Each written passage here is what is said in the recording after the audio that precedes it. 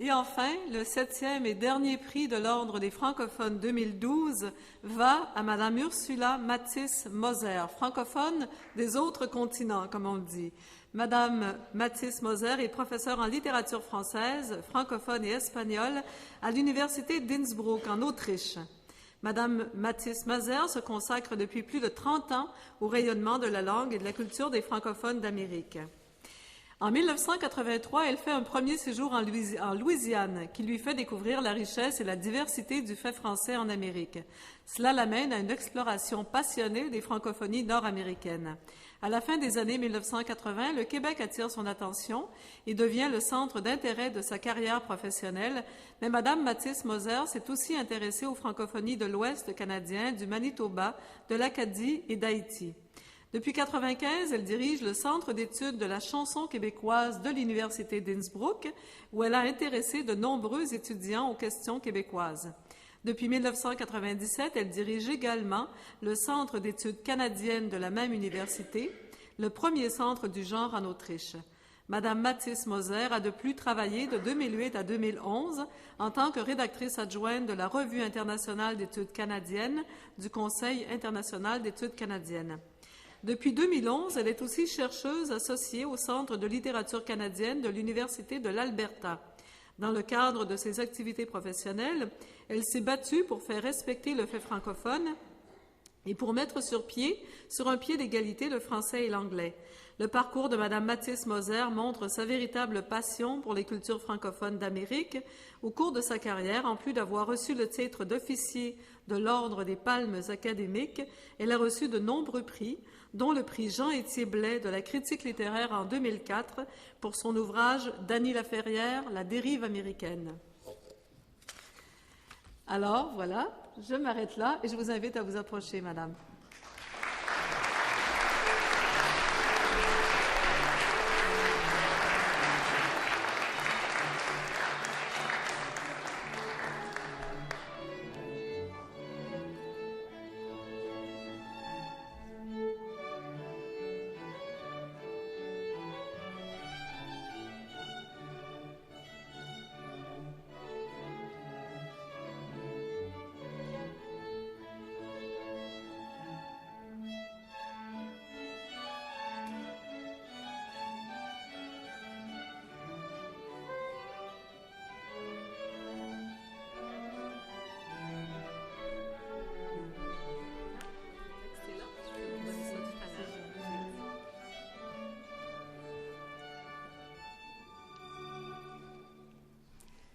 Madame la ministre, Monsieur le ministre, Madame la conseillère, Monsieur le président du Conseil supérieur de la langue française, distingués invités, chers amis, le 26 septembre 2012 restera une date inoubliable dans ma vie.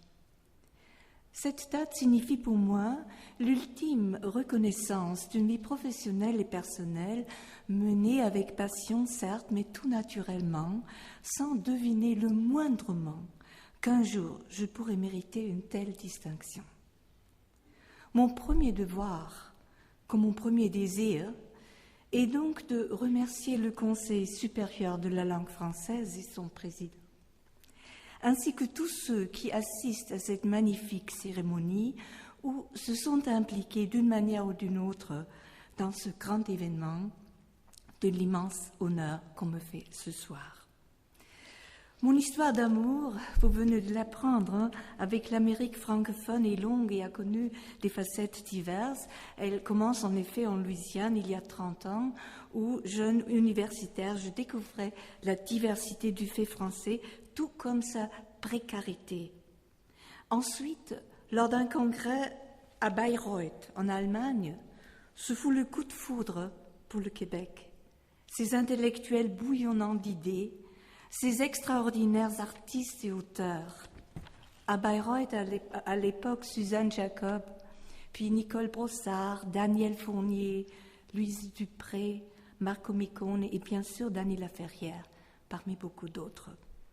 Plus tard, la découverte de cette francophonie autre, de l'Ouest canadien, de Saint-Boniface à la faculté Saint-Jean à Edmonton.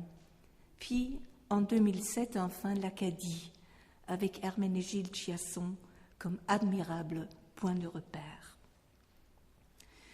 Mon histoire d'amour avec l'Amérique francophone, si je puis filer cette métaphore, est donc une suite de rendez-vous intimes avec une langue et une culture qui me sont devenues de plus en plus indispensables, nécessaires, vitales.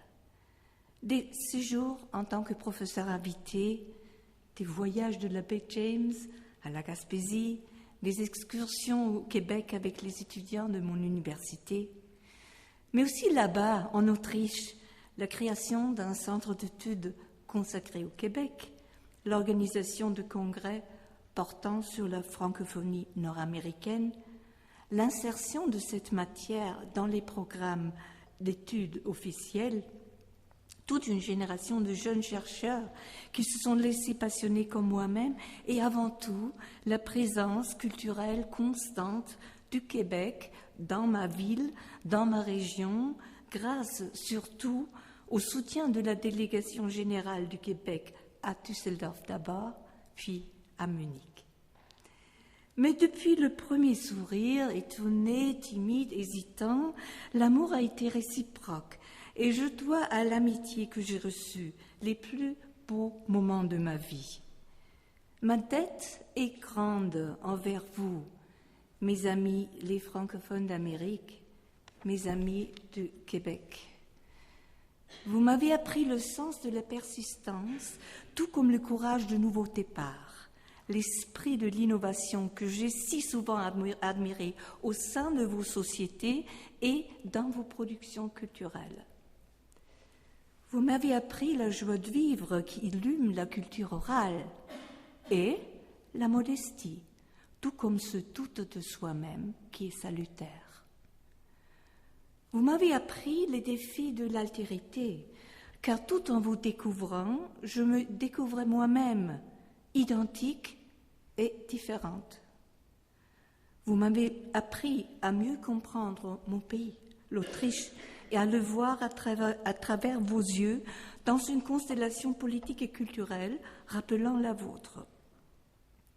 Mais vous m'avez surtout appris le respect de l'autre, d'où me vient la conviction que plus que jamais, les portes doivent rester ouvertes sur le monde où nous vivons.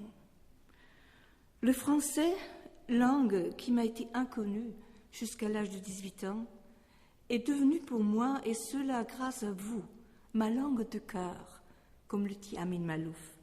Et je suis persuadée qu'elle a tous les atouts pour rester non seulement la voix, mais j'ajouterai aussi la voix de l'écoute, du dialogue et de l'action, si je puis me permettre de citer Madame la Première ministre.